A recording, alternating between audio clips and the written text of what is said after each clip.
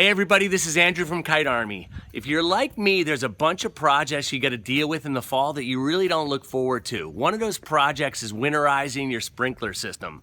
I'm going to show you how to do that today with tools you probably already own, and while you're doing that, save you a ton of money. Let's get started. I bet you guys didn't know I was an artist as well.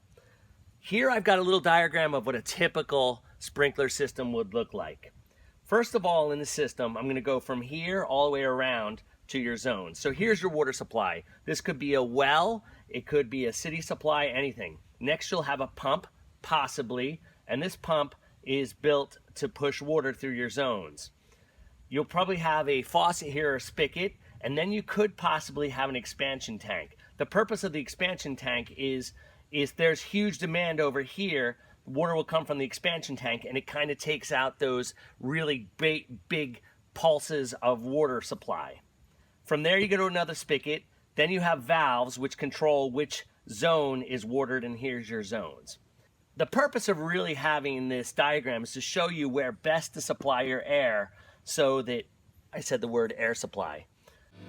I'm all out of love. I'm so lost without you. So that you can clear as much water out of this system as possible. So in my diagram, I have it right in a spigot right below my expansion tank. So the idea is you fill this system up and you don't open these valves. So from here all the way up to here, this faucet, if it's closed, will fill with pressure. That way you've got all that capacity in the expansion tank and your compressor. Then what you do is you open up one valve at a time, and all that air will rush through the system and clear the water out in that zone. So you cycle through these zones. So the next step is to show you what equipment you'll need to actually accomplish this winterization. All right, now that you've seen a diagram of what a irrigation system looks like, let me show you the pieces you need to winterize it. First of all, you need a high pressure pneumatic pump.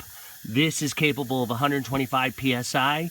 You really only need 65 to 75. You can see here, there's an output that you can adjust how much PSI to feed to your system, so I set that to the appropriate pressure. From there, you need a garden hose, as you can see here. This is just a standard garden hose that I had that was broken, and I cut off one end of the garden hose and inserted a pneumatic connector and put a clamp on that, so that seals right around there. And that pump, and that plugs right into my pneumatic pump. So I know we talked about where to plug the garden hose into. This is right behind my valves, and when this fills with air, it'll pressurize that piece of the system. It'll pressurize my expansion tank, which holds a lot of air, and between the expansion tank and the pneumatic pump, I got a lot of air to move all that water. Now the next stop, and what holds back all that air, are these zone valves.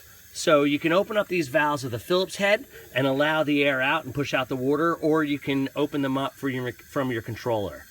So I have a Rachio irrigation system controller on my sprinkler system. What's great about this is it's Wi-Fi enabled, so right from my phone I can turn on each zone of my sprinkler system right while standing in the middle of my yard.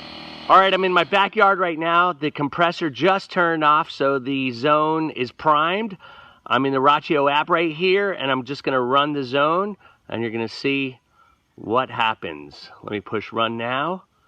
The zone should be running, and there you go. This is what a zone would look like the first time it's run.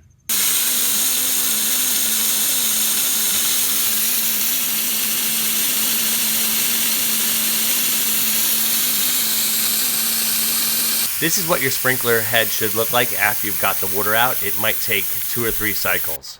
All right, so that's one project down, 20 more to go.